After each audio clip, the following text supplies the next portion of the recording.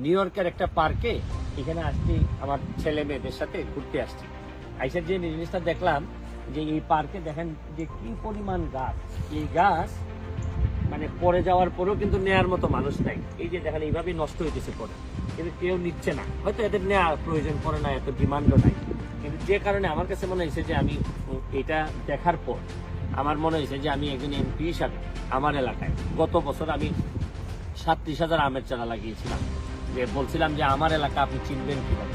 আমার নির্বাচনী ইশতেহারে ছিল যে আমার এলাকা চিনবেন আপনি আকাশে দেখবেন পাখি ঘুরে বেড়ায়। কারণ যে জায়গায় নিচে ভালো ফলের গাছ থাকে এখানে নাকি আকাশে নাকি পাখি ঘুরে বেড়ায়, জায়গায় চেঞ্জ করে ফেলতে পারি না।